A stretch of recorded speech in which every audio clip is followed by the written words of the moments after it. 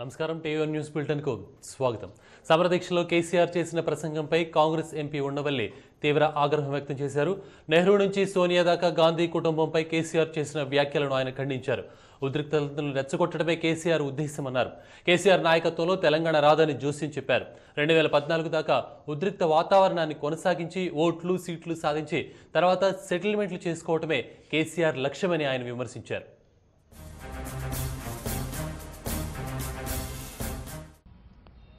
ప్రతి కాంగ్రెస్ వాడి రక్తం మరుగుతోంది.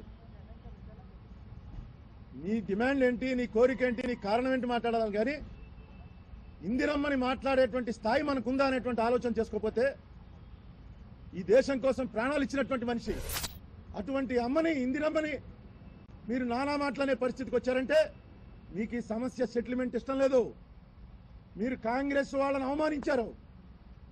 ఏ కాంగ్రెస్ అయితే ఈ దేశాన్ని ఒక్కటిగా ఉంచిందో, ఏ కాంగ్రెస్ అయితే ఈ దేశంలో ఉన్నటువంటి సమస్యలకి సరైనటువంటి పరిష్కారం సూచించగలిగినటువంటి సత్తా ఉందో ఆ కాంగ్రెస్ పార్టీని అవమానించారు. 96లో మాట్లాడింది ఎత్తుకోరే.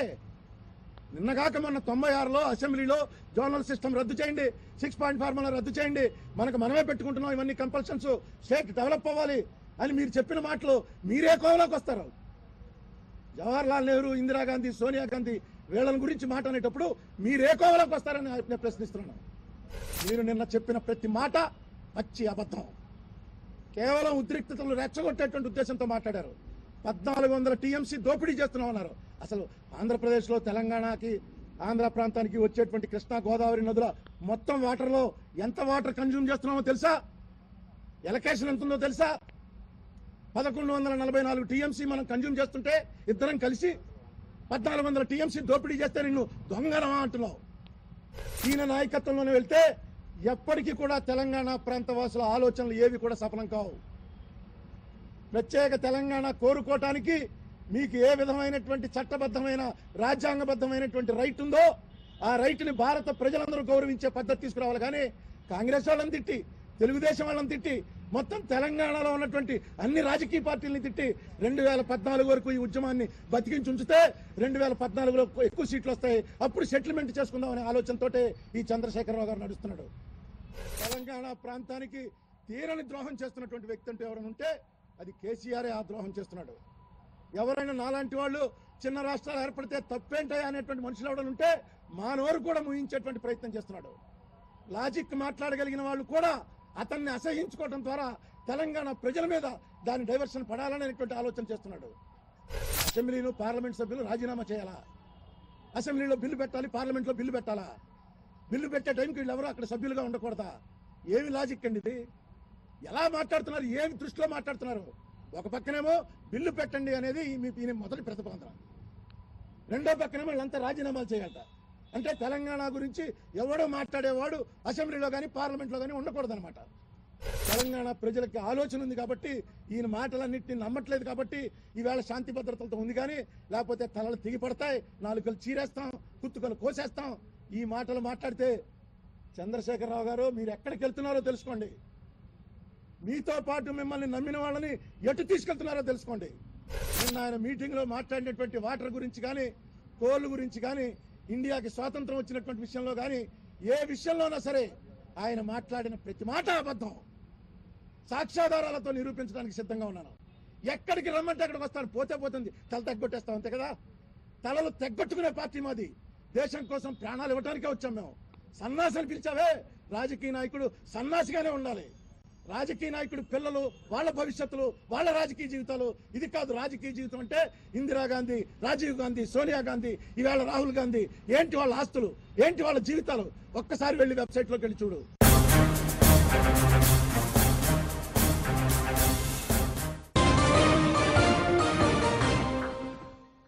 తెలంగాణపై చర్చలు, సంప్రదింపులు జరుగుతున్న సమయంలో కేసీఆర్ చేసిన వ్యాఖ్యలు తమను తీవ్రంగా బాధించాయని సత్యబాబు అన్నారు. ఇది ప్రజాస్వామ్య దేశం కాబట్టే ప్రధానిని చెప్రాసి అనగలిగారని బదులిచ్చారు. ఇదే మరో దేశమైతే ప్రధానిపై అటువంటి వ్యాఖ్యలు చేసినందుకు ప్రతిస్పందన వేరేగా ఉండేదని ఆయన అన్నారు. దేశ ప్రధాని చప్రాసి అని, దేశ ప్రధాని వచ్చి ఇది ప్రజాస్వామ్య దేశమా, దిక్కుమాలిన దేశమా అని మన దేశాన్ని మనం కించపరుచుకుని, మన ప్రధానమంత్రిని మనం కించపరుచుకుని మాట్లాడుతుంటే మీకు తెలియంది కాదు కేసీఆర్ గారు. ప్రజాస్వామ్య దేశం కాబట్టే, ప్రతి ఒక్క పౌరుడికి ప్రాథమిక హక్కులు ఉన్నాయి కాబట్టే దేశ ప్రధాని మీరు చపరాశితో పోల్చే పరిస్థితి వచ్చింది నిన్న. ఇదే ఇంకో దేశం అయితే దేశ ప్రధాని గురించి మాట్లాడితే ఏ విధంగా అక్కడున్న యంత్రాంగం కానీ లేదు ప్రజలు కానీ ఏ విధంగా తిరగబడతారో తెలియదు కాదు మీకు. దేశ ప్రధానికి ఏ విధంగా గౌరవం ఇవ్వాలనే విషయాన్ని తెలియదు కాదు మీకు. ప్రజాస్వామ్య దేశం కాబట్టి, ప్రతి ఒక్కరికి వాక్ స్వాతంత్రం ఉంది కాబట్టి మళ్ళీ మనం గౌరవించుకోవాల్సిన పరిస్థితులు కూడా ఉన్నాయనేది కూడా తెలియదు కాదు. తీవ్రంగా ఖండిస్తున్నాం ఈ మాటల్ని.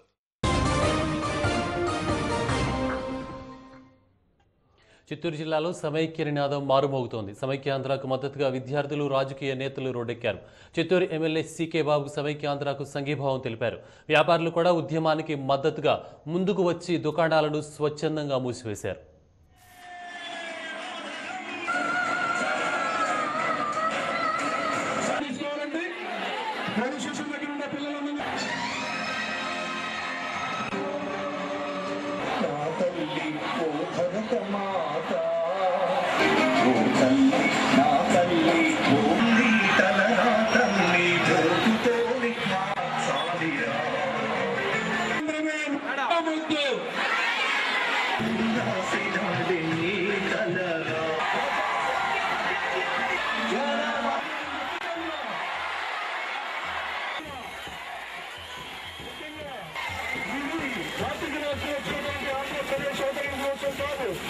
ఎందుకంటే దీని చరిత్రలో తెలుసుకున్న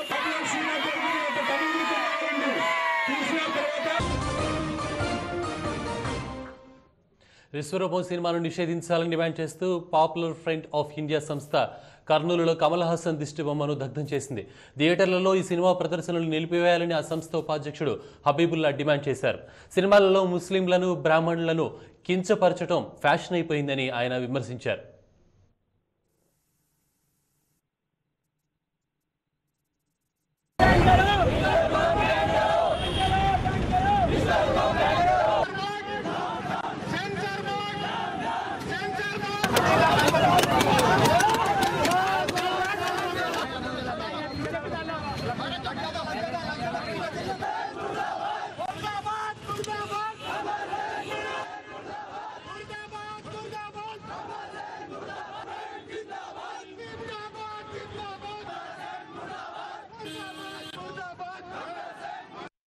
మేము ఆంధ్రప్రదేశ్ ప్రభుత్వానికి కూడా తెలియజేయడం ఏమంటే ఆంధ్రప్రదేశ్లో కూడా ఈ సినిమాను నిషేధించాలని.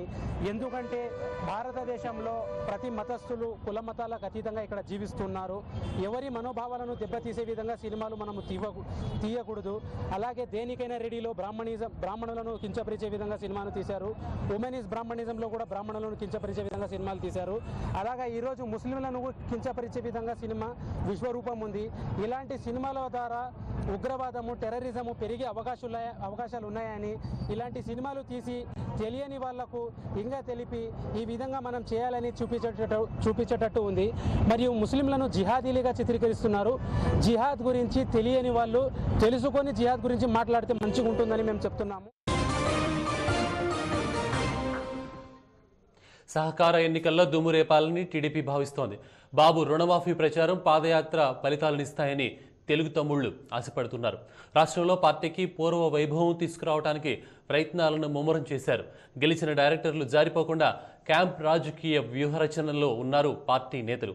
సహకార ఎన్నికలను ఆషామాషిగా తీసుకోవద్దని పార్టీ నేతల్ని హెచ్చరించారు చంద్రబాబు.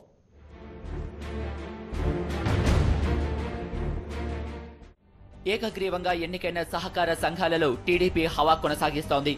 అధికారంలోకి వస్తే రుణమాఫీ చేస్తామన్న చంద్రబాబు హామీ అప్పుడే ఫలితాన్నిస్తోందని పార్టీ అంచనా వేస్తోంది. సహకార ఎన్నికల ఫలితాలతో టీడీపీ ఖుషీగా ఉంది. తొలి విడత సహకార సంఘ ఎన్నికల్లో టీడీపీ అత్యధికంగా 162 సొసైటీలను గెలుచుకుని ఉబ్బితబ్బిబ్బవుతున్నారు పార్టీ నేతలు. ఇదే ఒరవడిని కొనసాగించి రాష్ట్రంలో అత్యధిక సహకార సంఘాలను గెలుచుకునే వ్యూహరచన చేసింది టీడీపీ. తొలి విడత సహకార సంఘ ఎన్నికల్లో 400 సొసైటీలు ఏకగ్రీవమయ్యాయి. ఇందులో TDP 162, Congress 159, YSR Congress 34, TRS 5, CPM 3 స్థానాలు గెలుచుకున్నాయి. ఇతరులు 37 స్థానాల్లో ఏకగ్రీవంగా ఎన్నికయ్యారు. చంద్రబాబు పాదయాత్రతో రాష్ట్రంలో రాజకీయ పరిస్థితులు టీడీపీకి అనుకూలంగా ఉన్నాయని ఆ పార్టీ నేతలు భావిస్తున్నారు.